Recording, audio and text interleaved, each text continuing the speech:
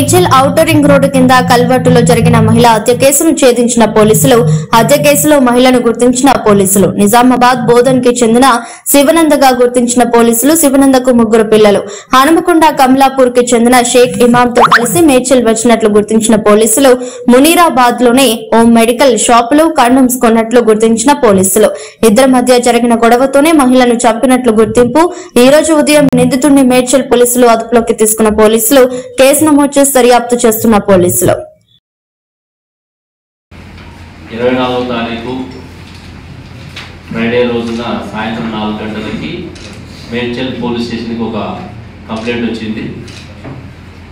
అందులో ఓఆర్ఆర్ దగ్గర కండ్లకోయ ఎగ్జిట్ నుంచి మునీరాబాద్ పోయే రూట్లో ఓఆర్ఆర్ కింద కల్వర్ట్లో ఒక గుర్తు తెలియని మహిళ మృతదేహము ఉందని చెప్పిన కంప్లైంట్ తోటి ఇమీడియట్గా మేడ్చల్ సిఐ సత్యనారాయణ వాళ్ళ టీము, మేడ్చల్ ఏసీబీ అందరూ కూడా ఆ స్పాట్కి వెళ్ళి ఆ సీన్ విజిట్ చేయడం జరిగింది.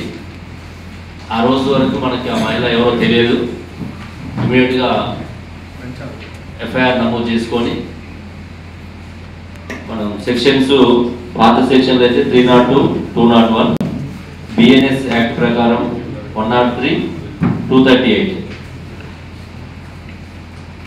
బిఎన్ఎస్ కింద ఎఫ్ఐఆర్ నమోదు చేసుకొని ఇన్వెస్టిగేషన్ స్టార్ట్ చేయడం జరిగింది. ఇమీడియట్గా డెడ్ బాడీని పోస్ట్ మార్టం చేయించటకు టీమ్ ఆఫ్ డాక్టర్స్ తోటి.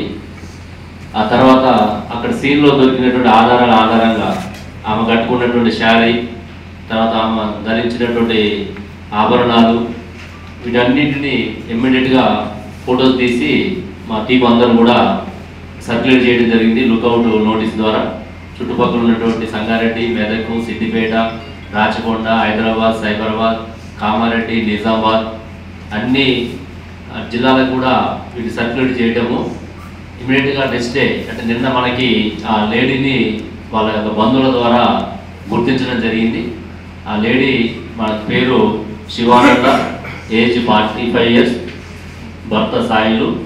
ఈమెకి ఒక పాప, 2 అబ్బాయిలు ఉన్నారు.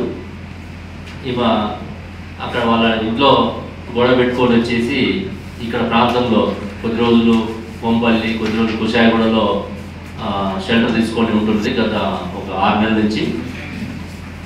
ఆ తర్వాత మనకి నిన్న లేడీ ఐడెంటిఫై అయిన తర్వాత ఇమీడియట్గా వాళ్ళు ఇచ్చినటువంటి కుటుంబ సభ్యులు ఇచ్చినటువంటి కొన్ని ఆధారంగా నెంబర్ తీసుకొని ఆ ఫోన్ని ట్రాక్ చేయడం ద్వారా మనకి నేరస్తుడు గుర్తించడం జరిగింది. ఈ నేరస్తుడి పేరు షేక్ ఇమామ్. ఇతను స్టోన్ కట్టర్గా ఇక్కడనే మేడ్చల్లో పనిచేస్తున్నాడు, మజీద్పూర్ ఏరియాలో ఉంటాడు.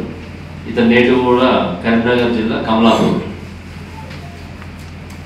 ఇతను ఆ రోజు 24వ తారీఖు సాయంత్రం ఆ లేడీ బస్ స్టాండ్ దగ్గర, మేడ్చల్ బస్ స్టాండ్ దగ్గర ఉన్నప్పుడు